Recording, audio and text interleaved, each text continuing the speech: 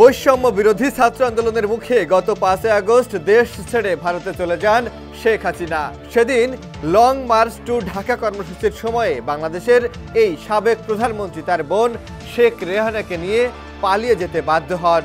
প্রধানমন্ত্রীর পদ থেকে ইস্তফা দিয়ে হেলিকপ্টারে দেশ ছাড়েন শেখ হাসিনা। এই ঘটনার পর ঢাকা শহর জুড়ে চলছিল উৎসবের আমেজ। তবে ওই সময় বেশ সতর্ক অবস্থায় ছিল প্রতিবেশী দেশ ভারত। শেষ খবর পাওয়া পর্যন্ত এখনো সে দেশে অবস্থান করছেন শেখ হাসিনা। তার ছেলে সজীব ওয়াজেদ জয় দাবি করছেন বাংলাদেশের প্রধানমন্ত্রিত্ব থেকে এখনো পদত্যাগ করেননি শেখ হাসিনা।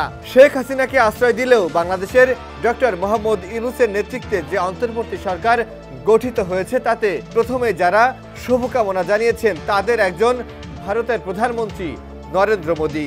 গত বৃহস্পতিবার ইউনূসের নেতৃত্বে অন্তর্বর্তী সরকার শপথ নিয়েছে।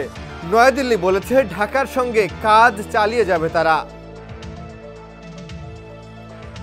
এদিকে বিশ্লেষকরা মনে করছেন বাংলাদেশিদের দৃষ্টিকোণ থেকে ভারত কয়েক বছর ধরে ভুল পথে রয়েছে।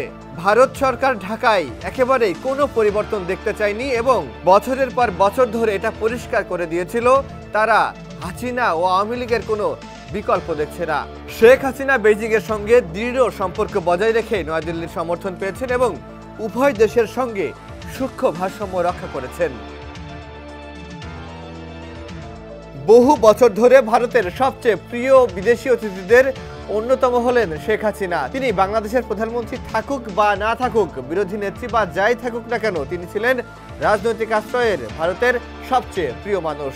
বাংলাদেশের ভেতরে এই মুহূর্তে যে ধরনের পরিস্থিতির খবর আসছে সেখানে দিল্লির কি করণীয় অবস্থায় আছে তা নিয়েও পর্যবেক্ষক ও বিশ্লেষকদের মধ্যে রয়েছে স্পষ্ট দ্বিমত।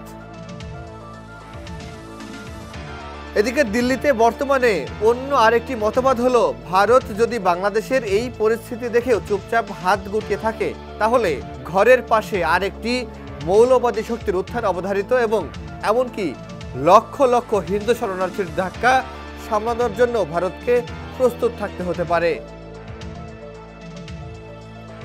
এদিকে সরকারিভাবে ভারত অবশ্য এখনো ওয়েট অ্যান্ড ওয়াচ অর্থাৎ পরিস্থিতির দিকে সতর্ক নজর রাখার কৌশল নিয়ে এগোচ্ছে, কিন্তু এই পাল্টাপাল্টি যুক্তিগুলো ভারতকে যে প্রবল দ্বিধাদ্বন্দ্বে ফেলেছে তাতে কোনো সংশয় নেই।